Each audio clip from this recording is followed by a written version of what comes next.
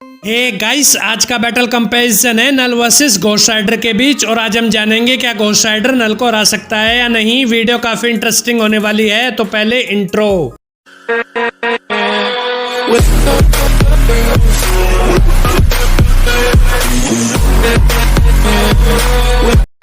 Null god of darkness और साई symbiote का गॉड है। नल यूनिवर्स के क्रिएशन से पहले डार्कनेस को रूल किया करता था और पूरी डार्कनेस ही नल की किंगडम हुआ करती थी। लेकिन जब सिलेस्टियल ने खाली यूनिवर्स के अंदर क्रिएशन करना स्टार्ट किया, तब सिलेस्टियल्स ने लाइट को क्रिएट किया और फिर इस लाइट से यूनिवर्स की डार्कनेस मिटने लगी। और ये सब देखकर नल को बहुत गुस्सा आया और फिर नल ने सिलेस्टियल्स को रोकने की कोशिश की। लेकिन जब सिलेस्टियल्स नहीं रुके, तब नल ने अपनी शैडो में हाथ डालकर एक स्वॉर्ड को बाहर निकाला और फिर एक सिलेस्टियल के सर को काट दिया। जिसके बाद ये सब देखकर बाकी के सिलेस्टियल्स वहां से डरकर भाग गए और फिर नल ने अपनी स्वॉर्ड को नाम दिया ऑल ब्लैक नेक्रोसोर्ड। नल ने ही अपनी नेक्रोसोर्ड की हेल्प से सिम्बियोट को क्रिएट किया है। मार्वल यूनिवर्स के सारे सिम्बियोट्स को नल ने ही क्रिएट किया है। वेनम भी नल का बनाया हुआ एक सिम्बियोट है। नल इतना पावरफुल है कि नल मार्वल यूनिवर्स के पावरफुल कैरेक्टर सेंट्री को बीच से फाड़ चुका है। एमसीयू के अंदर गोर नल की ही नेक्रोसोर्ड के एक छोटे से पार्ट से इतना पावरफुल बन जाता है और मार्वल कॉमिक्स के अंदर गोर को हराने के लिए 3 थॉर्स की जरूरत पड़ती है। सो इसलिए बस एक आइडिया लगा लो कि जब गोर नेक्रोसोर्ड के एक छोटे से पार्ट से इतना पावरफुल बन जाता है तो फिर नल कितना पावरफुल होगा। तो ये थी powers and abilities of Null. अब हम बात करेंगे घोस्ट राइडर की। घोस्ट राइडर जॉनी ब्लेस नाम का एक नॉर्मल लड़का होता है और जॉनी स्टंट्स को परफॉर्म करता है। लेकिन फिर जॉनी अपने फादर की जान बचाने के लिए डेमन मेफिस्टो से एक डील करता है और जॉनी अपने फादर की जान बचाने के लिए डेमन मेफिस्टो को अपनी सोल दे देता है और फिर जॉनी को मिलती है घोस्ट राइडर की स्पिरिट। जिसके बाद जॉनी ब्लेस घोस्ट राइडर में ट्रांसफॉर्म हो जाता है। अगर बात करें घोस्ट राइडर की बेसिक पावर्स एंड एबिलिटीज की, तो घोस्ट राइडर की बेसिक पावर्स एंड एबिलिटीज है जैसे